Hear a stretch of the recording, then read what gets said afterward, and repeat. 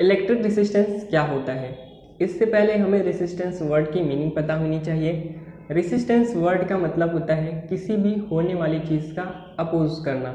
जैसे अगर हम किसी रूट पे चल रहे हैं और वहाँ ट्रैफिक बहुत ज़्यादा है तो हम ये बोलते हैं कि हर एक व्हीकल हमारे मोशन का अपोज करता है।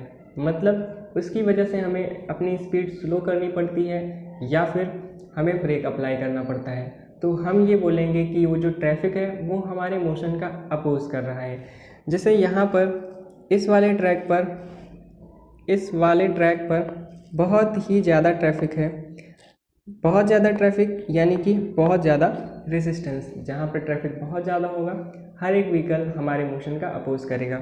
बट यहाँ पर इस वाले ट्रैक पर बिल्कुल भी ट्रैफिक नहीं है। लेस ट्रैफिक का मतलब लेस रेजिस्टेंस। सेम इसी तरीके से किसी वायर में फ्लो होने वाली करंट का अपोज होता है। वो अपोज उस मेटल में प्रेजेंट पॉजिटिव आयंस की वजह से होता है। इसके बारे में हम समझते हैं।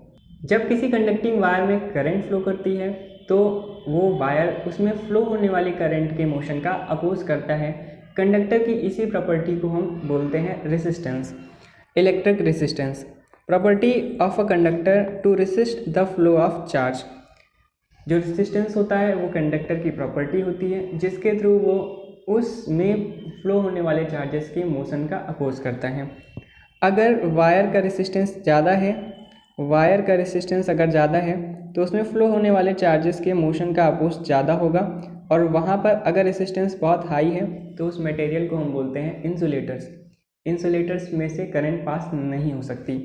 वायर का रेजिस्टेंस अगर कम है तो वहाँ पर चार्जेस के फ्लो का जो अपोज होगा वो कम होगा और उस मटेरियल को हम बोलते हैं कंडक्टर। इंसुलेटर यानी कि उसमें से चार्जेस फ्लो नहीं कर सकते और जो कंडक्टर होते हैं उसमें चार्जेस फ्लो कर सकते हैं, इलेक्ट्रिसिटी फ्लो कर सकती है। तो ये है electric resistance. Electric resistance conductor की प्रॉपर्टी होती है जिसके थ्रू ये उसमें फ्लो होने वाली करंट का अपोज करते हैं। अगर वायर का रेजिस्टेंस बहुत ज़्यादा है तो उसमें फ्लो होने वाले करंट का अपोज बहुत ज़्यादा होगा। इस इलेक्ट्रिक रेजिस्टेंस का रीज़न क्या होता है? जैसे यहाँ पर हमारे पास एक मेटल का स्ट्रक्चर बना हुआ है। मेटल में पॉजिटिव आयंस प्रेजेंट होते हैं और फ्री इलेक्ट्रॉन्स प्रेजेंट होते हैं।